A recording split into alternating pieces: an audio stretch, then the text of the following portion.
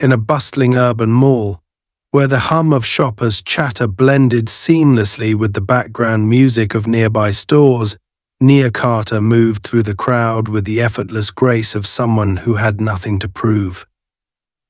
Dressed in casual yet sharp attire, fitted leather jacket over a dark blouse and jeans, she looked like any other professional taking a much-needed break from a demanding job.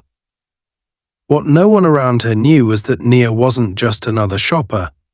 She was an experienced operative in the United States Secret Service, a role that demanded composure, intelligence, and a capacity to assess danger in an instant.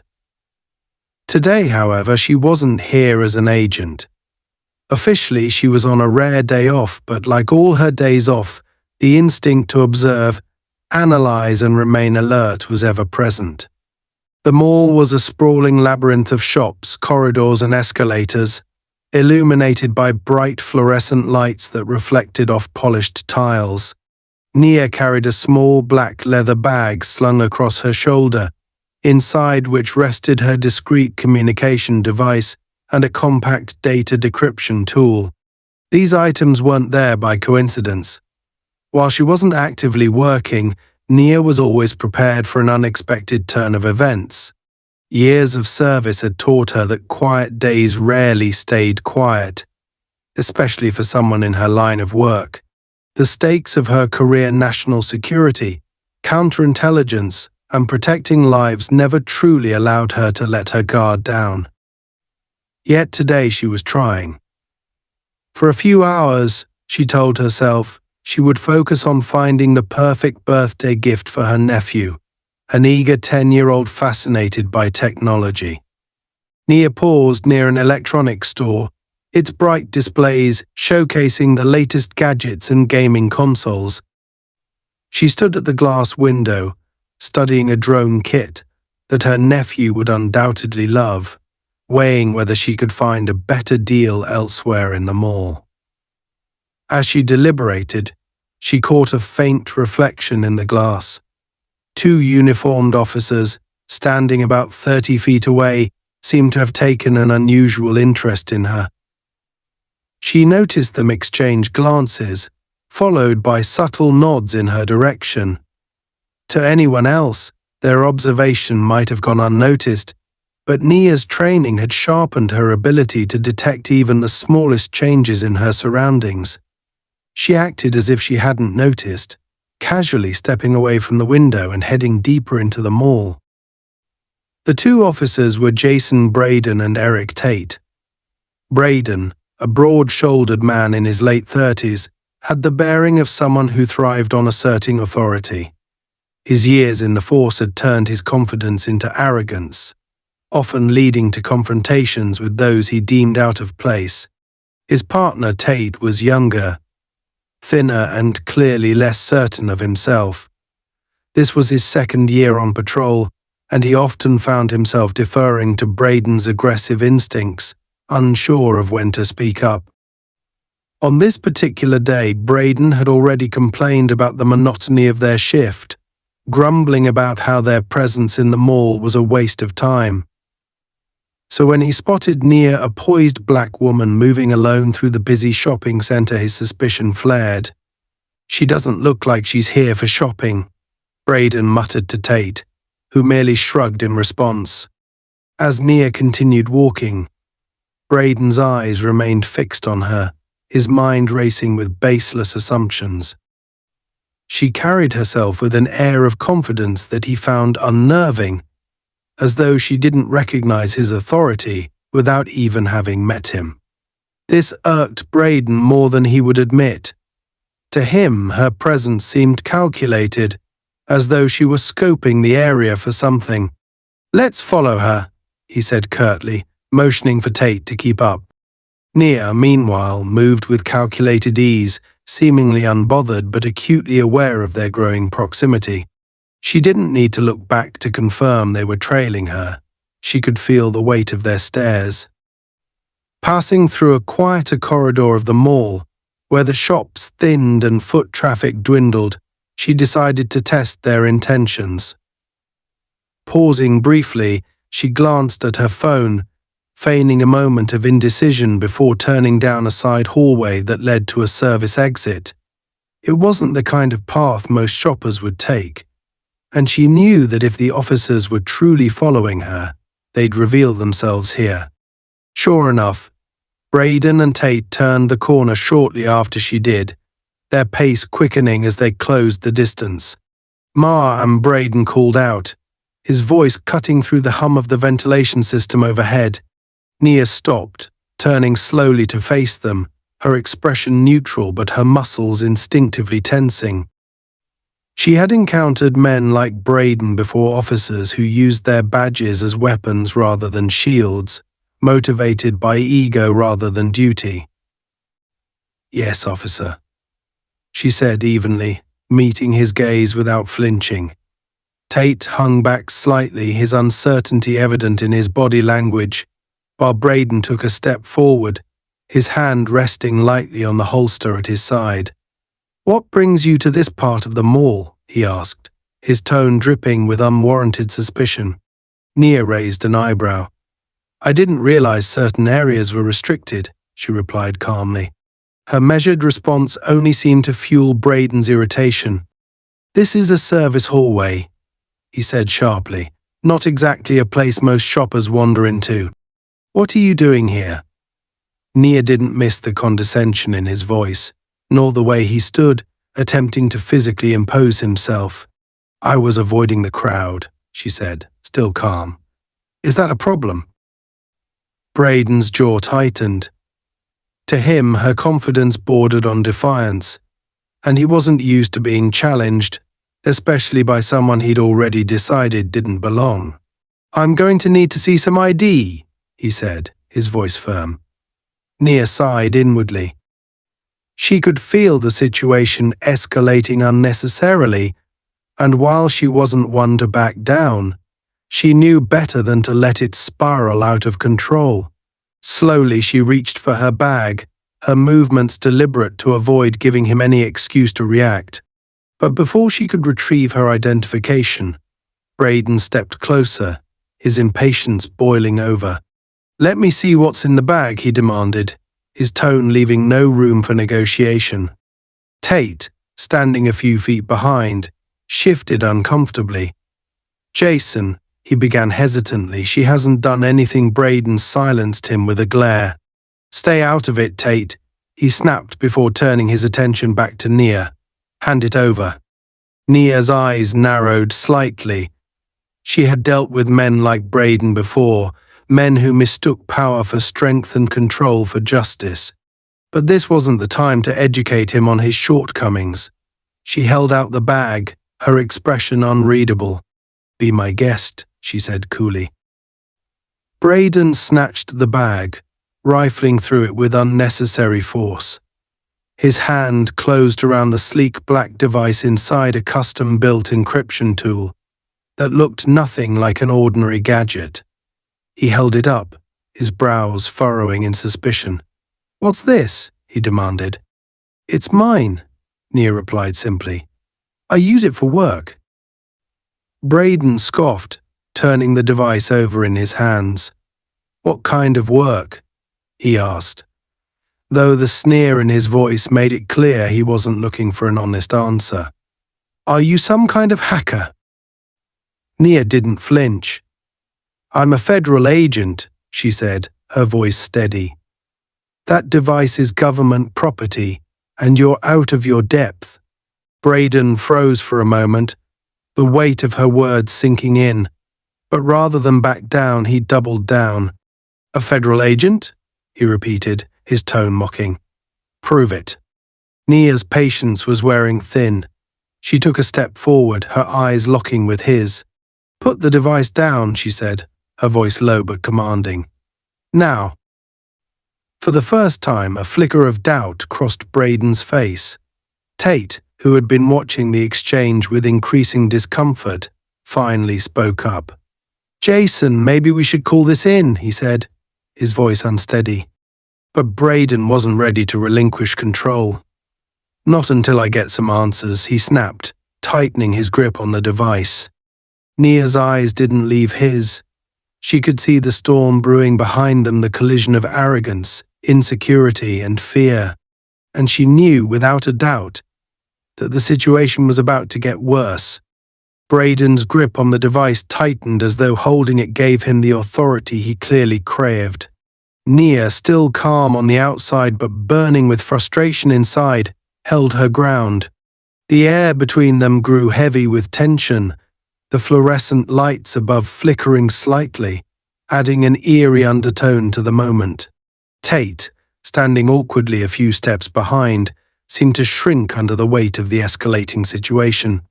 His indecision was palpable. He clearly didn't agree with Braden's methods but lacked the conviction to intervene. Nia's instincts screamed at her to de-escalate before things spiraled out of control. But Braden's aggressive posture left her limited options. "Jason, let's think this through," Tate said again, this time with a bit more force in his voice. "She hasn't done anything. Maybe we're jumping to conclusions here." Braden whipped around, glaring at his younger partner. "You don't get to call the shots here, rookie," he snapped, his voice sharp enough to make Tate flinch. "This is a protocol check. She's acting suspicious, and I'm doing my job." Nia let out a slow, measured breath. She had seen this dynamic before, an experienced officer throwing his weight around, dragging a hesitant subordinate into a situation they didn't fully understand. It was a power play, one she could predict almost step by step, but that didn't make it any less dangerous. Braden wasn't just projecting authority, he was actively seeking to dominate the situation, and the more she resisted, the harder he would push. "Your job," Nia said, her voice low but steady, "does not include tampering with government equipment. I'm warning you, officer, you are dangerously close to crossing a line you won't be able to walk back from." Her tone cut through the air like a blade, and for a fleeting second, Braden hesitated. But his hesitation quickly turned to defiance, his ego unwilling to back down. "Government equipment," he scoffed, holding up the device. "I don't buy it. What's a federal agent like you doing sneaking around a service hallway? Sounds more like an excuse than a badge." Nia clenched her jaw. She had been patient, understanding even, but her tolerance for this charade was wearing thin. She was a professional, trained to handle far worse situations, but Braden's escalating hostility was a liability not just to her, but to everyone in the vicinity. Before she could respond, however, a distant sound interrupted her thoughts. It was faint at first, a low, rumbling vibration that seemed to pulse through the floor. Nia's sharp instincts immediately kicked in. The sound was too controlled to be random noise. It was rhythmic, deliberate. Her eyes darted to the far end of the hallway, where a set of heavy double doors led to the mall's underground loading docks. Something was happening there, something she couldn't ignore. Braden, oblivious to the shift in her focus, took a step closer. "I'm not letting you walk out of here until you explain exactly what this is and why you have it," he demanded, shaking the device for emphasis. Nia didn't answer. Her attention was locked on the doors, the vibration growing stronger with each passing second. It wasn't just a sound now, it was a sensation, a low hum that resonated in her chest. Whatever was happening beyond those doors wasn't normal mall activity, and it certainly wasn't good.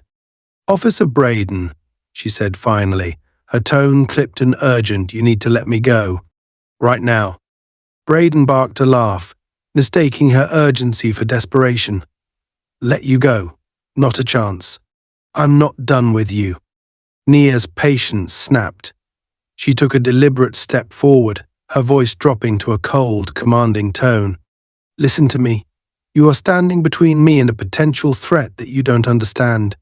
If you continue to obstruct me, I will consider you a liability to this operation.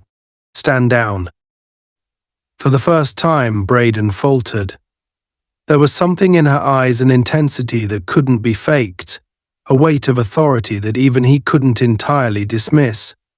But his ego wouldn't let him fully back down. Instead, he sneered, masking his doubt with bravado. A threat? What kind of threat? You mean that imaginary one you just made up to avoid answering my questions? Before Nia could reply, the double doors at the end of the hallway burst open with a deafening crash. A wave of cold air swept through the corridor, carrying with it the unmistakable sound of heavy boots on concrete. 3 men emerged, their movements deliberate and coordinated. They were dressed in dark tactical gear, their faces obscured by masks, and each carried an automatic weapon. Nia recognized their type immediately: professional criminals, well-funded and highly dangerous. Her suspicions about the strange vibration had just been confirmed. Braden and Tate froze, the color draining from their faces. The situation had just escalated far beyond their pay grade. Braden instinctively reached for his holstered weapon, but Nia moved faster. She grabbed his wrist in a firm grip, her voice sharp and unwavering. "Don't! You'll get us all killed!" What the hell? Braden started, but Nia cut him off. "Stay behind me," she ordered, releasing his wrist and stepping forward. Her movements were precise, controlled, as if she were stepping into a role she was born to play. The men at the other end of the hallway stopped, their weapons raised but not yet firing. They hadn't expected to encounter anyone here, and the sight of a calm, composed Nia facing them seemed to give them pause. One of the men, the apparent leader, stepped forward, his voice muffled but authoritative. "You're not supposed to be here," he said, his weapon trained on her. "Walk away, and we'll pretend we didn't see you." Nia didn't flinch. Her mind raced, calculating the odds, assessing her options. She could see the tension in their stances, the way their fingers hovered over their triggers. These men weren't bluffing, they were ready to kill without hesitation. But she also saw something else: hesitation, uncertainty. They didn't know who she was or why she was there, and that gave her an edge. "I'm not going anywhere," she said evenly, her hands raised slightly to show she was unarmed. "But you have a choice. You can turn around and leave, or you can find out exactly how bad of a mistake you just made." The leader hesitated, clearly weighing his options. Behind her, Nia could hear Braden and Tate whispering urgently, their panic barely contained. She didn't need to turn around to know they were both completely out of their depth. "Who the hell are you?" the leader demanded, his weapon still trained on her. Nia didn't answer. Instead, she reached slowly into her jacket, her movements deliberate and non-threatening.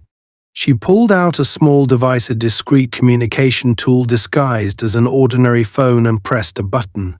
A faint beep echoed through the hallway, followed by a burst of static. The leader stiffened, realizing too late what she had done. "Call it off," he shouted, his voice rising in panic. But it was already too late. From somewhere beyond the corridor, the sound of heavy footsteps grew louder. Reinforcements were coming, Nia's reinforcements. The situation was about to take a dramatic turn, and for the first time, Braden and Tate seemed to grasp the gravity of what was unfolding. Nia didn't move, her gaze locked on the leader as the footsteps drew closer. "You had your chance," she said quietly. "You should have taken it." The sound of heavy footsteps echoed through the corridor, growing louder with each passing second. Nia stood perfectly still, her calm and commanding presence contrasting starkly with the rising tension in the air. The 3 masked men at the other end of the hallway began to shift uncomfortably, their weapons still raised but now accompanied by a flicker of uncertainty in their movements. The leader, his voice strained with panic, barked orders to his companions, though his words betrayed a growing realization that they had stumbled into something far beyond their control. Behind Nia, Braden and Tate remained frozen, both clearly struggling to process what was happening. Braden's confidence had evaporated entirely, replaced by a palpable fear that he tried and failed to mask with aggression. "What the hell is going on?" he hissed, his voice low and trembling. "Who are these guys? And what did you just do?" Nia didn't turn to acknowledge him. Her focus remained locked on the armed men ahead, her sharp eyes scanning every detail, their stances, their weapons, the way their fingers hovered too close to their triggers. Her years of training had honed her ability to predict behavior in moments like this, and she knew that even the smallest misstep could turn this standoff into a bloodbath. "I told you to stay behind me," Nia said, her tone sharp and unwavering. "Keep your mouth shut, don't make any sudden moves, and let me handle this." Braden bristled at her tone, his pride momentarily overriding his fear. "Handle this? You're the one who escalated." "I said shut up," Nia snapped, cutting him off with such force that he immediately fell silent. For the first time, he saw her not as someone he could intimidate, but as someone who carried an authority he couldn't match, someone who had clearly been in situations far more dangerous than this. The leader of the masked men took a cautious step forward, his weapon still aimed squarely at Nia. "You don't understand what you've just done," he said, his voice shaking slightly beneath his mask. "Whatever signal you just sent, you're not leaving this hallway alive." Nia tilted her head slightly, her expression unreadable. "That's funny," she said coolly, "because I was just about to say the same thing to you." The leader hesitated, his confidence wavering under her unflinching gaze. He glanced back at his companions, silently seeking confirmation of their readiness, but even they seemed to hesitate.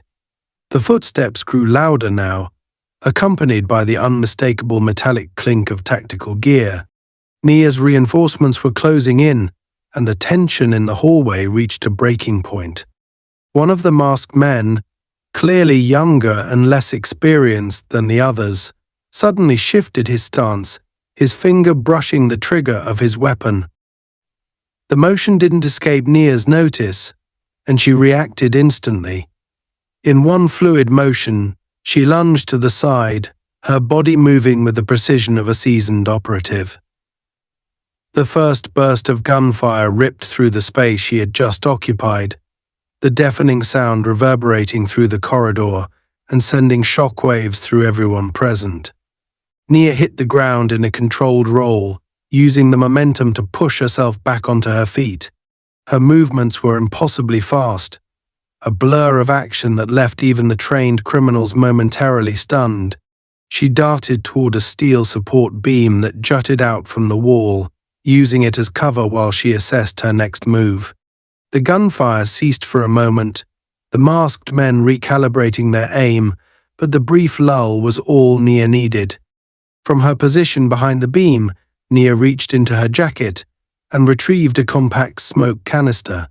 With practiced ease, she activated it and rolled it toward the center of the hallway.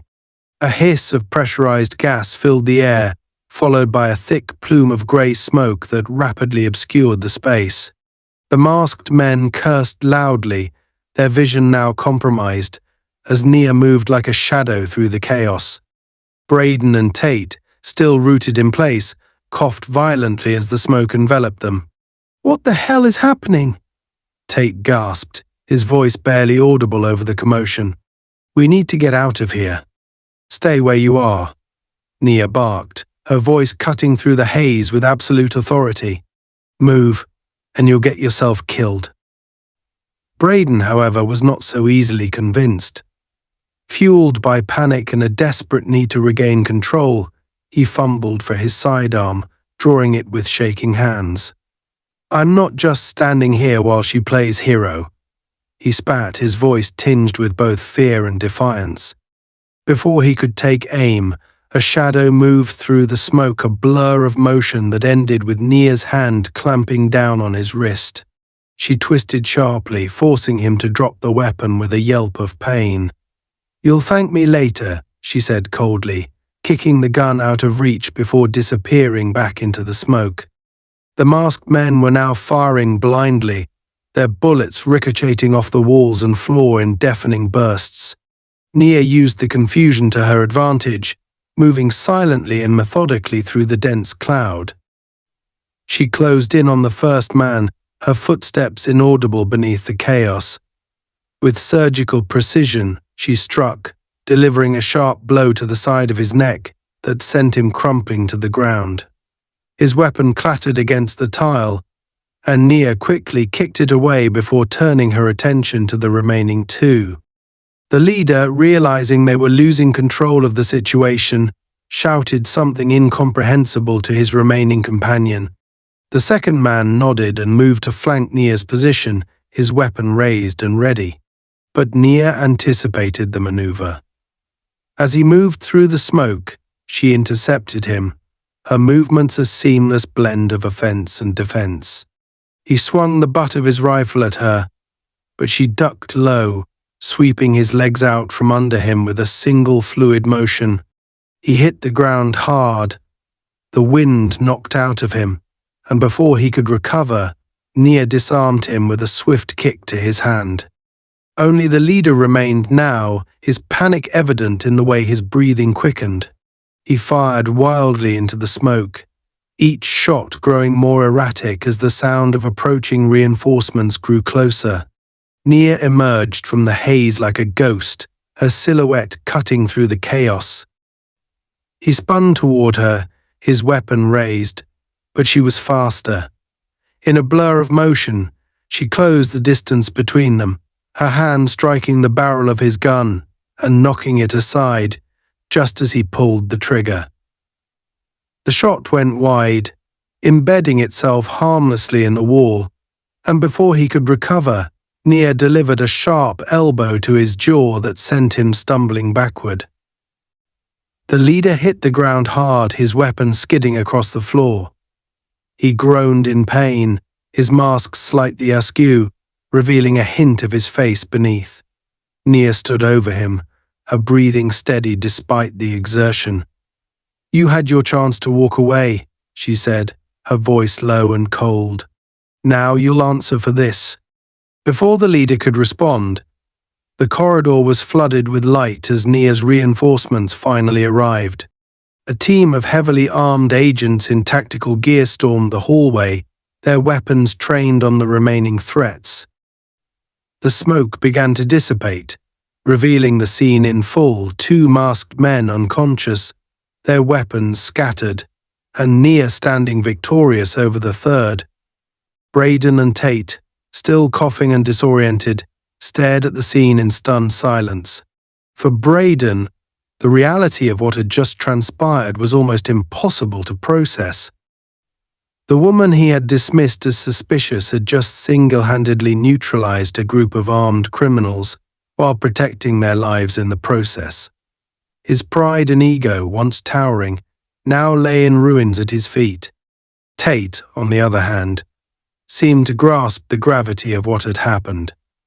His wide eyes darted between Nia and the agents now securing the area, his mind racing to reconcile the events of the past few minutes. Who are you?" he finally managed to ask, his voice barely above a whisper. Nia didn't answer immediately.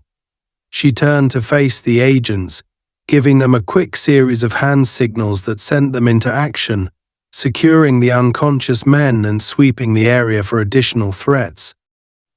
Only then did she turn her attention back to the two officers. Her expression was unreadable, her piercing gaze cutting through them like a blade. "I told you," she said simply, her tone leaving no room for argument. "I'm someone you don't want to mess with." The air in the corridor was thick with tension, even as the smoke from Nia's tactical maneuver began to clear. The reinforced lighting from the tactical team illuminated the chaos left in her wake. Unconscious bodies of armed criminals sprawled across the floor, their weapons scattered beyond reach, and the two police officers standing frozen in shock. Nia barely spared a glance at the scene. Her mind was already racing ahead, calculating the next move, assessing the danger that still lingered despite the apparent resolution of the immediate threat. She knew better than to assume this was over. It never was. The leader of the masked men groaned as he struggled to sit up, blood dripping from his nose where Nia's elbow had landed moments before. His mask had been knocked aside, revealing a scarred face and piercing grey eyes, filled with a venomous mix of anger and fear. One of Nia's tactical agents knelt to restrain him, pulling his arms behind his back with practiced efficiency. The man's defiance didn't waver, even as his hands were cuffed tightly. "You don't know what you're doing," he spat, glaring up at Nia. "You're making a mistake bigger than you can imagine." Nia crouched down to his level, her face inches from his. Her expression was ice cold, her gaze unrelenting. "You're in no position to talk about mistakes," she said, her voice low and sharp enough to cut through steel. "Who are you working for? What was your objective here?" The man let out a dry, humorless laugh, his bloodied lips curling into a sneer. "You think this is about us? You're already too late." This little show? It was just the beginning. Nia's jaw tightened, but her composure didn't falter. She stood, nodding at the agent restraining him. "Get him out of here," she ordered. "Secure the others. I want a full sweep of the area, check for devices, traps, anything they might have left behind." The agents moved with military precision, dragging the restrained criminals out of the corridor and into custody. Nia turned her attention back to the two officers, who had yet to move or speak since the tactical team's arrival. Tate's wide eyes were filled with a mix of awe and confusion, while Braden's face was flushed with humiliation and barely suppressed anger. He opened his mouth to speak, but Nia held up a hand, silencing him before he could make the situation worse. "You too," she said, her tone clipped and professional, "need to leave this area immediately. This is now a federal matter, and you're out of your depth." Braden bristled, his fists clenching at his sides. "You don't get to talk to me like that," he snapped, his voice shaking with a mix of defiance and embarrassment. "I'm still the law here, and I deserve to know what the hell is going on." Nia's eyes narrowed, her patience with him wearing dangerously thin. "The law," she repeated, her voice laced with icy disdain. "The law would have gotten you killed if I hadn't been here.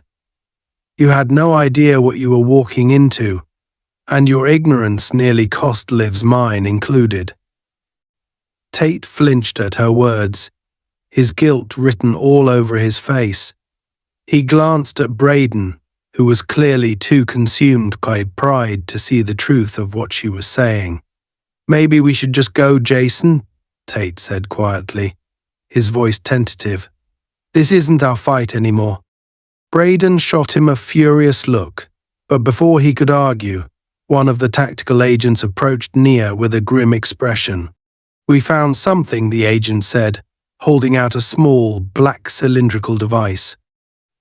It was no larger than a soda can, but the sleek, unmarked design made it clear it wasn't something you'd find in a department store.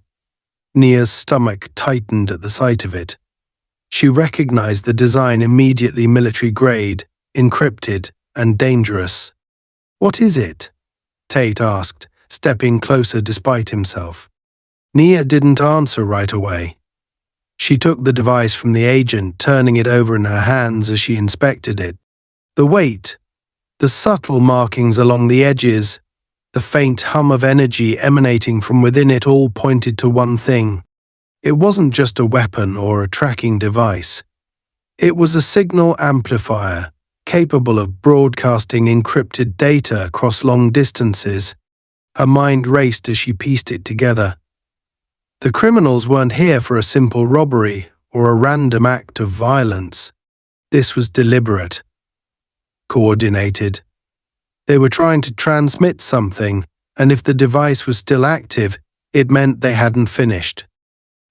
"Secure this immediately," Nia said, handing the device back to the agent. "We need to isolate the signal and trace its destination. If there's any chance it's still transmitting, We can't let it fall into the wrong hands." The agent nodded and hurried off, leaving Nia to confront the sinking realization that this wasn't over. Whatever they had intercepted here was just a piece of a much larger puzzle, and the clock was ticking. Braden, still seething, refused to back down. "You're not telling us everything," he accused, stepping forward as though trying to reclaim some semblance of authority. "You know exactly what's going on, and you're keeping us in the dark." Nia turned to him slowly, her gaze colder than ever. "You're right," she said bluntly. "I'm not telling you everything. Because you don't need to know. What you need to do is get out of my way and let me do my job. Or do you want to add obstruction of justice to your growing list of failures today?" Her words landed like a slap, and for once, Braden seemed to have no response. He took a step back, his face dark with barely contained rage, but he didn't push the issue further. Tate, meanwhile, looked as though he wanted to disappear entirely. He shifted uncomfortably, glancing between Nia and his partner before finally speaking up. Is there anything we can do to help?" he asked hesitantly. Nia regarded him for a long moment, her expression softening slightly. Unlike Braden, Tate wasn't driven by ego or prejudice. His question was genuine, and despite his earlier hesitation, he seemed to grasp the gravity of the situation. "Stay out of the way," Nia said finally, her tone less harsh. "That's the best thing you can do right now." Tate nodded, though he still looked conflicted. He reached out to touch Braden's arm, silently urging him to step back, and after a tense moment, Braden reluctantly followed. The two officers moved to the edge of the corridor, leaving Nia and her team to handle the rest. As the tactical team continued their sweep, Nia's mind raced with possibilities. The device was too sophisticated to be a one-off. It was part of something bigger, and if they had intercepted it here, it meant someone out there was waiting for the signal to go through. She couldn't let that happen. Not on her watch. One of the agents approached her again, this time holding a tablet connected to the intercepted device. "We've isolated the signal," he said. "It's encrypted, but we managed to trace its destination. It's not local." Nia's chest tightened. "How far?" she asked. The agent hesitated, his expression grim. "It's bouncing through multiple relays, but the origin point, it's offshore. Whoever set this up didn't plan for it to be traced." "Can you shut it down?" Nia asked, though she already suspected the answer. "Not without risking a detonation," the agent admitted. "The device is rigged to self-destruct if we tamper with it directly." Nia cursed under her breath. This was worse than she thought. The criminals weren't just transmitting data, they were sending it to an international source. If the signal went through, it could compromise national security on a scale she wasn't prepared to contemplate. She turned to the team, her voice firm. "We need to contain this signal. Block it, disrupt it, whatever it takes. But we can't let it reach its destination." The agent sprang into action, working with military precision to implement her orders. Nia remained in the center of the chaos, her mind racing as she calculated the next steps. This wasn't just about stopping the criminals who had been captured. It was about cutting off their operation at the root. And she knew, deep down, that whoever was behind this wasn't going to stop until they got what they wanted. For now, though, Nia had the upper hand. But she also knew the clock was ticking, and time, as always, was not on her side. The corridor had transformed into a hub of activity, with Nia's tactical team working swiftly to neutralize the immediate threat posed by the device and secure the captured criminals.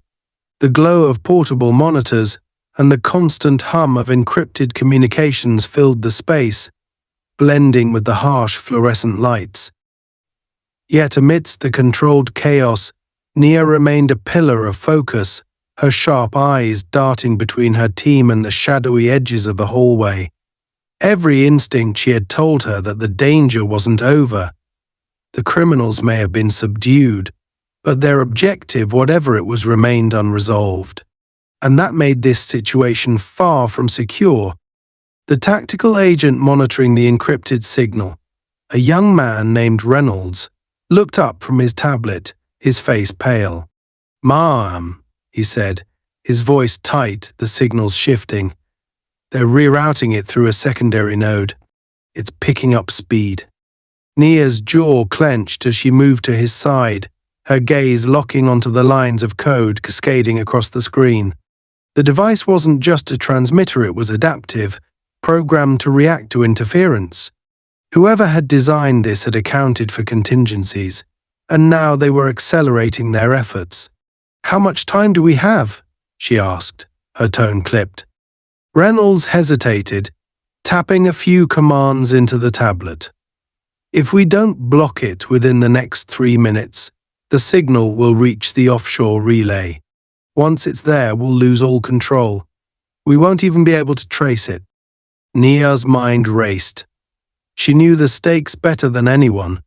If the signal went through, it could compromise classified information, jeopardize national security, or worse, initiate a chain of events that would have catastrophic consequences.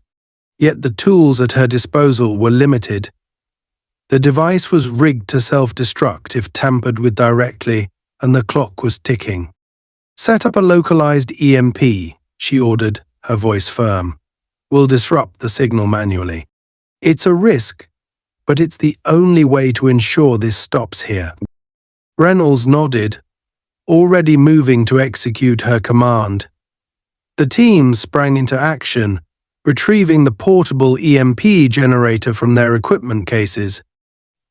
The device wasn't perfect. Deploying it would likely disable all electronics in the immediate vicinity, including their own, but it was a calculated risk Nia was willing to take. Lives could be rebuilt, systems restored. But the fallout from allowing that signal to reach its destination would be irreversible. As her team worked, Nia turned her attention back to the 2 officers lingering at the edge of the corridor. Tate still looked uncertain, his wide eyes darting between the agents and the criminals being escorted out. Braden, on the other hand, had crossed his arms tightly over his chest, his face a mask of barely suppressed rage. He hadn't said a word since their last exchange, but his silence was anything but a concession. It was the silence of a man whose ego had been bruised, whose authority had been challenged, and who was desperate to reassert himself. "Stay out of the way," Nia said sharply as she approached them, her words directed more at Braden than Tate. "This is beyond your jurisdiction and your expertise. Don't make this harder than it already is." Braden's eyes narrowed, his anger bubbling to the surface. "You think you're the only one who knows what's going on here," he snapped, his voice low but charged with venom. "You've been running this show like we don't exist, like we're just some kind of obstacle. But we're still cops, and this is still our turf." Nia's patience, already stretched thin, snapped. She stepped closer, her gaze locking onto his with the intensity of a steel blade. "Your turf," she repeated, her voice a dangerous whisper. "If this were about your turf, you'd be filling out incident reports right now while your department cleaned up the mess you made. But this isn't about you. This is about national security. And if you can't recognize that, then you're not just an obstacle, you're a liability." Braden flinched, but he didn't back down. His pride wouldn't let him. "Liability," he said, his tone mocking. "You think you can just waltz in here and call the shots? You don't even." Before he could finish, the sound of gunfire erupted from the far end of the corridor. The crack of bullets against concrete echoed through the hallway, followed by the shouts of tactical agents scrambling to respond. Nia's body moved instinctively, dropping into a low stance as she scanned the area for the source of the attack. "Contact," one of the agents shouted, his voice sharp and urgent, multiple hostiles moving in from the west entrance.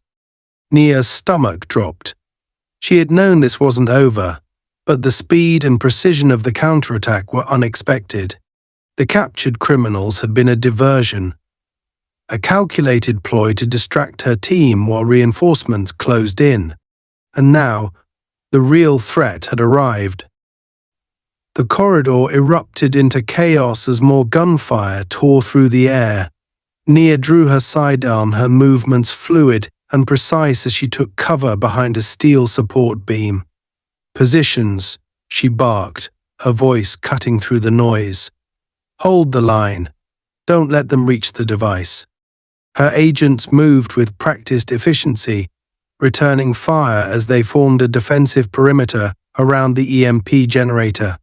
The criminals were well armed and well trained, their movements coordinated as they advanced through the narrow hallway. Whoever they weren't amateurs. This was a professional operation, and they were playing for keeps. Braden and Tate, caught in the crossfire, scrambled for cover. Tate's face was pale, his hands shaking as he fumbled for his radio. "We need backup," he stammered, his voice barely audible over the gunfire. Backup won't get here in time." Nia snapped, her focus never wavering. "If you want to be useful, stay out of the way and don't do anything stupid." Tate nodded, his fear evident but his compliance immediate. Braden, however, wasn't so easily cowed. Fueled by a toxic mix of fear and anger, he drew his weapon and moved to join the fray. "I'm not just standing here while you call the shots," he growled, his eyes blazing with defiance. Nia didn't have time to argue. She focused on the advancing hostiles, her shots precise as she aimed to neutralize the threat. The hallway became a battlefield, the sound of gunfire and shouted commands blending into a cacophony of violence. Her tactical team held their ground, their training and coordination keeping the attackers at bay. But the enemy wasn't retreating. If anything, they were gaining momentum, their numbers greater than anticipated. One of the hostiles lobbed a flashbang grenade into the corridor, the device landing mere feet from Nia's position. She reacted instantly, shielding her eyes as the grenade detonated with a deafening bang and a blinding flash of light. The disorientation was brief, but it was enough to give the attackers an opening. They surged forward, their weapons trained on the EMP generator. Nia gritted her teeth, her mind racing. They couldn't afford to lose the generator.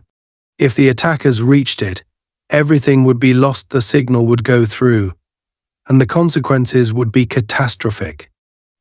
She pushed herself to her feet, her vision still slightly blurred from the flashbang, and moved toward the generator with determined urgency.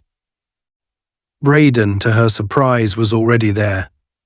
Despite his recklessness, he had positioned himself between the generator and the advancing hostiles, his weapon raised and his stance firm. For the first time, Nia saw something other than arrogance in his expression. There was fear, yes, but also a flicker of resolve, a determination to do something right, even if it meant risking his life. "Stay down," he shouted, firing at the attackers with a surprising level of accuracy. "I've got this." Nia hesitated for only a moment before moving to his side, her own weapon joining his in the fight. "Don't get cocky," she said, her voice sharp but not unkind. "This isn't over yet." Together they held the line, their combined efforts buying the tactical team enough time to finish setting up the EMP. The generator hummed to life, its energy building as it prepared to unleash the pulse that would neutralize the signal and everything else in the vicinity. "EMP's ready," Reynolds shouted, his voice cutting through the chaos. "On your mark."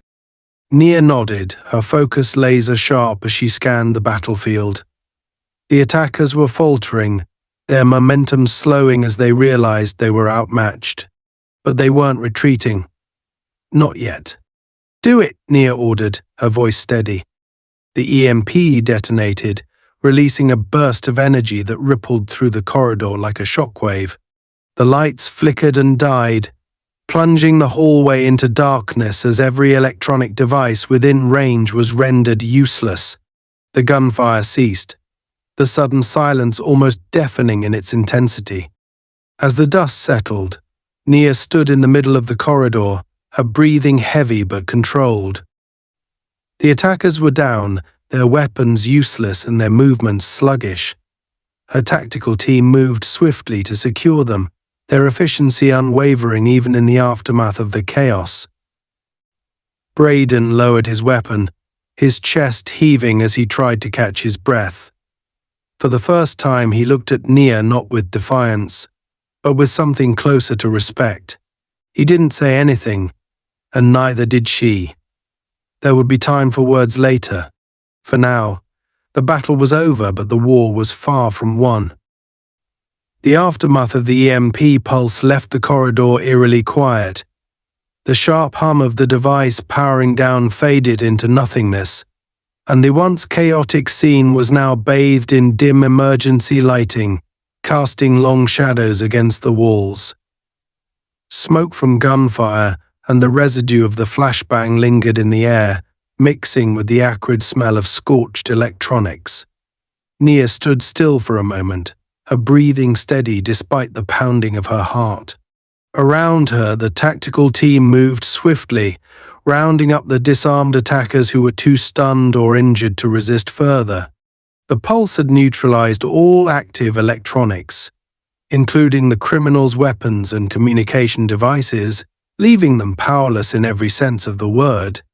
Nia's gaze swept the hallway, taking in every detail: the overturned equipment, the fallen hostiles, the tactical agents methodically securing the area.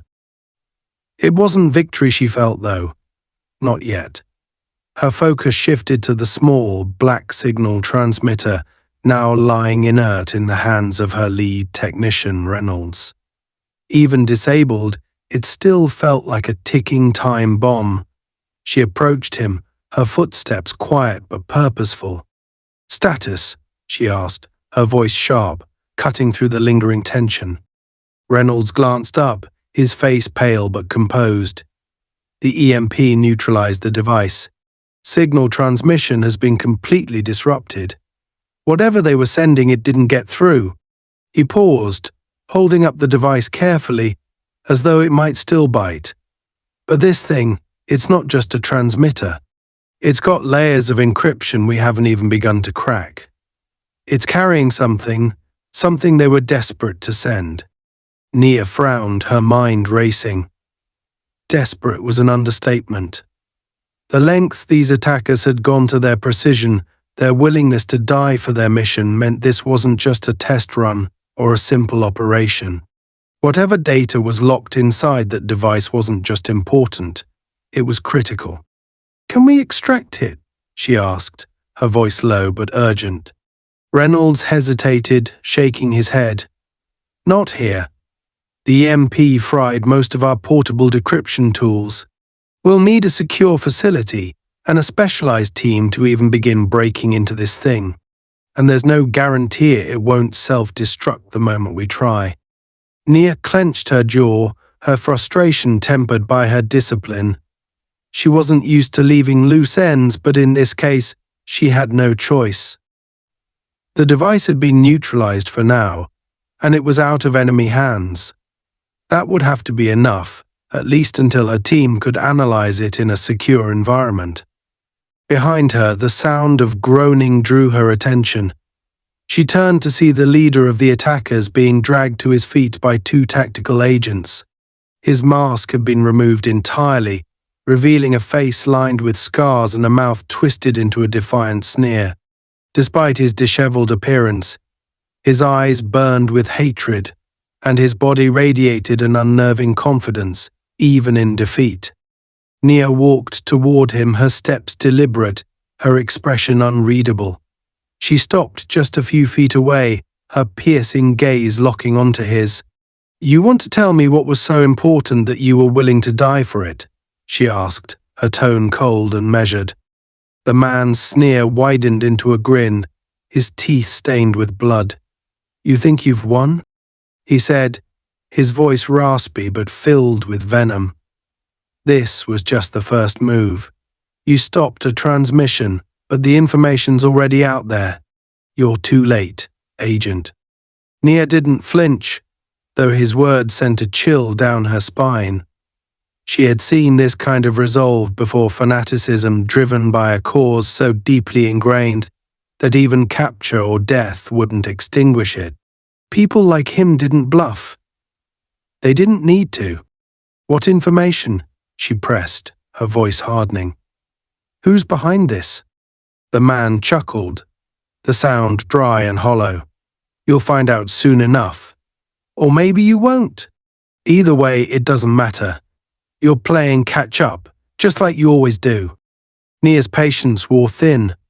She stepped closer, her voice dropping to a dangerous whisper.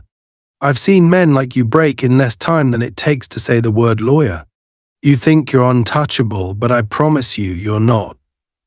Talk now, and maybe you'll still have something to bargain with when this is over." The man didn't reply, his grin remaining fixed in place. Nia stared at him for a moment longer before signaling to the agents holding him. "Get him out of here," she ordered. "Interrogate him off-site. I want every detail, every connection, every lead he's got. And I don't care how long it takes." The agents nodded and hauled the man away, his mocking laughter echoing faintly as he was dragged down the corridor. Nia watched them go, her fists clenched at her sides. She knew his confidence wasn't empty bravado. There was more to this than a single transmission, and the implications gnawed at her. Behind her, Braden finally found his voice. "What the hell was that?" he demanded, his tone a mix of anger and disbelief. "You're just going to let him go?" After everything he just said, Nia turned to face him, her expression as cold as steel. "He's not going anywhere," she said. "He'll be in custody before he even has a chance to breathe fresh air. But unlike you, I know how to play the long game. He'll talk when he's ready, and when he realizes he's got no other options." Braden's face twisted in frustration. "You don't get it, do you? He basically told you there's more going on, and you're just standing here like it's all under control." Nia took a step toward him, her presence towering despite her smaller frame. "You don't get it," she said sharply. "This isn't your world. You don't understand what it takes to fight threats like this. If you'd gotten your way, we'd all be dead, and that device would be halfway across the world by now. So unless you want to add to the body count, stay out of my way." Tate, who had been silent during the exchange, stepped forward hesitantly. What do we do now?" he asked, his voice quiet but sincere. Nia's gaze softened slightly as she looked at him. Unlike Braden, Tate wasn't blinded by ego. He was scared. Yes, but he was trying to understand, trying to help. "You go back to your precinct," she said, her tone firm but less harsh. "File reports. Let your superiors know what happened, and let us handle the rest. This isn't over, but it's not your fight anymore." Tate nodded, though he still looked unsure.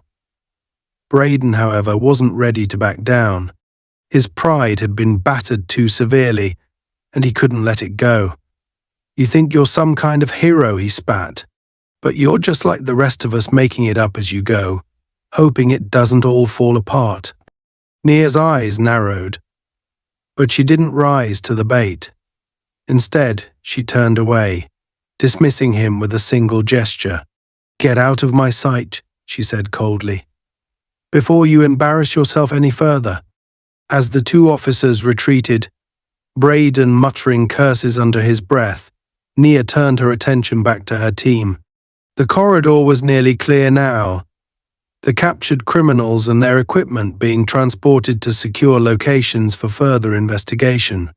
The tactical agents moved with quiet efficiency, their professionalism unwavering even after the intensity of the operation. Reynolds approached her again, his expression grim. We've got everything secured, he said. But if what that guy said is true… I know, Nia interrupted, her voice heavy with resolve. This is just the beginning. She looked down at the inert transmitter in Reynolds' hands, its sleek, black surface now a symbol of everything they didn't yet understand. It was a victory, but it felt hollow. The enemy wasn't just a group of armed criminals, it was a network, a shadowy force operating on a scale far greater than what they had faced today. And that meant the fight was far from over. For now, though, they had bought themselves time. Time to regroup, to analyze, to prepare. And as Nia stood amidst the wreckage of the corridor, her mind already racing ahead to the battles yet to come, she knew one thing for certain. Whatever this was, whoever was behind it, they wouldn't stop. But neither would she. The mall was eerily quiet now, the chaos of the earlier confrontation replaced by the faint hum of emergency lighting and the murmurs of a few remaining tactical agents. Nia stood in the corridor, the faint smell of gunpowder and scorched electronics still lingering in the air. Her gaze was fixed on the remnants of the operation, the scattered debris, the restrained criminals being escorted out, and the inert signal transmitter now locked securely in a reinforced case. Though the immediate threat had been neutralized, she couldn't shake the sense of unfinished business. This wasn't over. It never was. Reynolds approached her cautiously, holding a tablet that displayed the last traces of the intercepted signal. The EMP had disrupted it before it could reach its destination, but the faint lines of code left behind told a story Nia wasn't yet able to piece together. We've isolated fragments of the data, Reynolds said, his tone professional but weighted with unease. It's encrypted beyond anything I've seen before, but the architecture suggests something big military grade, possibly involving external intelligence networks. Nia nodded, her expression unreadable as she studied the screen. She wasn't surprised. The sophistication of the attack, the precision of the operatives, and the sheer desperation to get the signal through all pointed to something far beyond a rogue operation. This was coordinated, deliberate, and likely part of a larger plan. Secure everything, she said. The device, the fragments, the operatives. Make sure nothing slips through the cracks. And keep this out of any standard channels. Until we know exactly what we're dealing with, no one outside this team gets a word. Reynolds nodded, already moving to execute her orders. Nia turned her attention to the corridor's entrance, where Braden and Tate lingered, their presence like an irritating shadow. Braden, still nursing his bruised ego, leaned against the wall with crossed arms, his scowl deepening every time he glanced in her direction. Tate, on the other hand, stood awkwardly, his wide eyes darting between Nia and the tactical agents, as though trying to process everything he'd witnessed. With a sigh, Nia approached them, her footsteps echoing softly in the empty space. "You're still here," she said, her tone flat and unimpressed. Braden straightened, his jaw tightening. "Damn right we're still here," he snapped. "We deserve answers." Nia raised an eyebrow, her patience for his attitude nearly depleted. "You don't deserve anything," she said coolly. "You were in over your head the moment you decided to play hero in a situation you didn't understand. If you're looking for someone to pat you on the back, it won't be me." Tate flinched at her words, but Braden's scowl deepened. "I don't need your approval," he said, his voice laced with bitterness. "But I've been a cop long enough to know when someone's hiding something. Whatever was in that device, it's bigger than you're letting on. And you don't have the monopoly on dealing with bad guys." Nia stepped closer, her gaze piercing. "Let me make something clear," she said, her voice low and sharp. "The only reason you're still standing here and not in a body bag is because I was here to clean up the mess you almost made. You think you're entitled to answers? Fine. Here's one. This is bigger than your jurisdiction, your experience, and your understanding. If you want to be useful, go back to your precinct and learn how to spot real threats before they're breathing down your neck. Braden opened his mouth to argue, but Tate finally spoke up, his voice hesitant but firm. "She's right, Jason," he said quietly. "We weren't ready for this. We didn't know what we were walking into. And if she hadn't been here..." He trailed off, the weight of the unspoken words hanging heavily between them. Braden glared at him, his pride warring with the truth he didn't want to acknowledge. After a long, tense moment, he shook his head and turned away, muttering something under his breath as he stalked toward the exit. Tate hesitated, glancing at Nia one last time. "Thank you," he said simply before following his partner. As they disappeared down the corridor, Nia exhaled slowly, her shoulders relaxing just slightly. She didn't relish humiliating anyone, but Braden's arrogance had nearly cost lives, and she couldn't afford to let that slide. Still, she hoped Tate would take something valuable from this experience. He had potential, even if he was still learning to navigate the complexities of his role. Turning her attention back to her team, Nia joined Reynolds, who was overseeing the transportation of the transmitter and the captured operatives. The leader of the attackers was still smirking, even as he was loaded into a secure transport vehicle. His confidence was unnerving, a silent reminder that the fight was far from over. "We'll have the device analyzed at HQ," Reynolds said, his voice breaking the silence. "But if what he said is true about the data already being out there, we might be dealing with a much bigger problem." "We are," Nia said, her tone grim but resolute. "This wasn't just an isolated operation. It's part of something larger. A network, a plan, maybe even a test. Whatever it is, we'll find it, and we'll stop it." Reynolds nodded, but his unease was clear. The weight of what they had intercepted and what they hadn't there was heavy on everyone. Nia felt it too, though she wouldn't let it show. She had spent years in this line of work, confronting threats that most people couldn't even imagine. The stakes were always high, the consequences always dire, but she had never let that stop her before, and she wouldn't now. As the last of the equipment and operatives were secured, Nia allowed herself a brief moment to reflect. The day had been chaotic, unpredictable, and dangerous, but it had also been a reminder of why she did this work. Every mission, every confrontation, every risk, it was all part of a larger fight. A fight to protect not just the country, but the people who lived in it, even when they didn't know or appreciate the sacrifices being made. She glanced at the entrance to the mall, where the faint glow of sunrise was beginning to creep through the glass doors. The night was over, but the battle was just beginning. With one last look at the secured transmitter, she turned and walked toward the exit, her steps steady and her resolve unshaken. The war wasn't over, but she was ready.